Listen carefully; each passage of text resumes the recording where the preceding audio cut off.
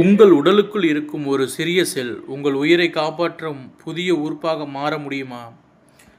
இன்று உறுப்பு தானத்துக்காக காத்திருக்கும் லட்சக்கணக்கான மக்களுக்கு ஒரு புதிய நம்பிக்கையை தர விஞ்ஞானிகள் ஆய்வகத்தில் என்ன செய்து கொண்டிருக்கிறார்கள் தெரியுமா? Welcome back. Clarity is key.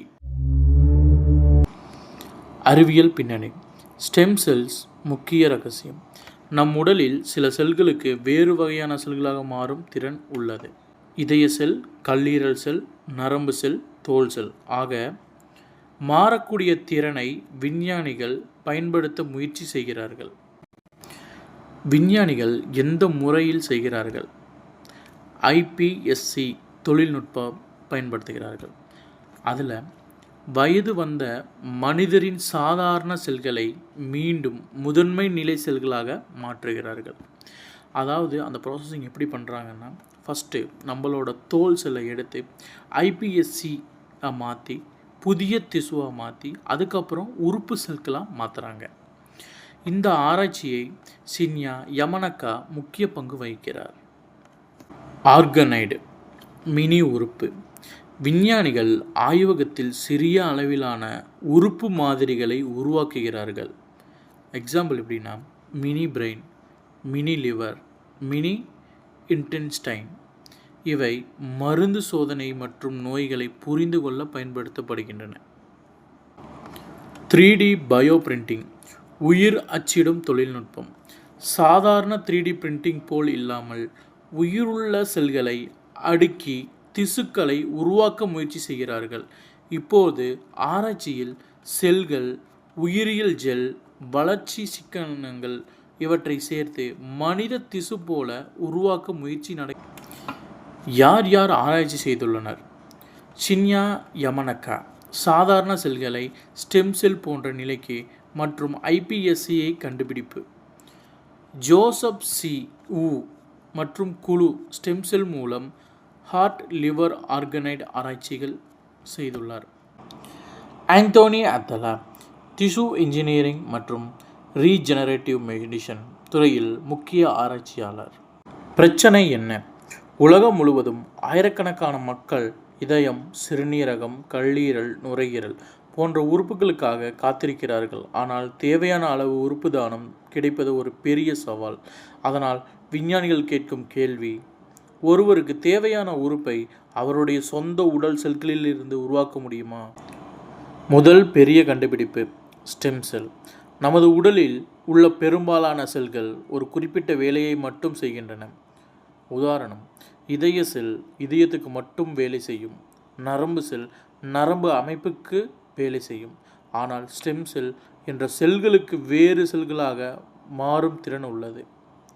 அதாவது ஒரு அடிப்படை செல், இதய செல், கல்லீரல் செல், நரம்பு செல் என்ற மாற்றத்தை விஞ்ஞானிகள் கட்டுப்படுத்த முயற்சி செய்கிறார்கள். iPSC தொழில்நுட்பம் எப்படி வேலை செய்கிறது? இது மிக முக்கியமான பகுதி. ஒரு மனிதனின் தோல் செல்லை எடுத்து கொள்கிறார்கள். அதில் சில குறிப்பிட்ட மரபணு மாற்றங்கள் செய்து தோல் செல் iPSC ஆக மாற்றுகிறார்கள். பிறகு அந்த iPSCயை இதய செல்லாக, கணையம் செல்லாக, நரம்பு செல்லாக மாற்ற முயற்சி செய்கிறார்கள். இந்த துறையில் முக்கியமான விஞ்ஞானி ஷின்யா யமனக்கா. அவர் iPSC ஆராய்ச்சிக்காக நோபல் பிரைஸ் பெற்றார். ஆர்கனைடு என்றால் என்ன? இது ஒரு மினி உறுப்பு. உதாரணம், ஆய்வகத்தில் விஞ்ஞானிகள் mini brain, mini kidney, mini liver போன்ற சிறிய மனித உறுப்புகள் மாதிரிகளை உருவாக்குகிறார்கள். ஆனால் இது முழு மனித உறுப்புக்கு சமமில்லை. ஸ்டேஜ் 1 மனித செல்களை எடுப்பது. செல் கலெக்ஷன். முதலில் விஞ்ஞானிகள் மனித உடலில் இருந்து ஒரு சிறிய செல்களை பெறுகிறார்கள். உதாரணம், தோல் செல், இரத்த செல்கள். இந்த செல்களின் மனிதரின் DNA தகவல் இருக்கும். நோக்கம், இந்த சாதாரண செல்களை மீண்டும் அடிப்படை நிலை செல்களாக மாற்றுவது. ஸ்டேஜ் 2 சாதாரண செல்லை ஸ்டெம் செல் போல மாற்றுவது. iPSC உருவாக்கும். இதன் முக்கியமான கட்டம், சாதாரண தோல் செல்லுக்குள் ஒரு சில குறிப்பிட்ட மரபு கட்டுப்பாடு காரணிகளை விஞ்ஞானிகள் செயல்படுத்துகிறார்கள். இதனால் ஸ்கின் செல் iPSC ஆக மாறுகிறது. இந்த iPSCக்கு பல வகை செல்களாக மாறும் திறன் இருக்கிறது. எக்ஸாம்பிள் சொன்னால், ஐபிஎஸ்சி வந்து ஹார்ட் செல்லாக மாறும், ஐபிஎஸ்சி வந்து பிரெயின் செல்லாக மாறும், ஐபிஎஸ்சி வந்து லிவர் செல்லாகவும் மாறும். ஸ்டேஜ் 3 செல்களை வளர்ப்பது. செல் கல்ச்சர் ஆய்வகத்தின் செல்களை உயிருடன் வைத்திருக்க சிறப்பு ஊட்டச்சத்து திரவம், கட்டுப்படுத்தப்பட்ட வெப்பநிலை, CO2 அளவு போன்ற சூழல் வளர்க்கப்படுகிறது. இதற்காக இன்குபேட்டர் என்ற கருவி பயன்படுத்தப்படுகிறது. இது ஒரு சிறிய செயற்கை உடல் சூழல் போல செயல்படும்.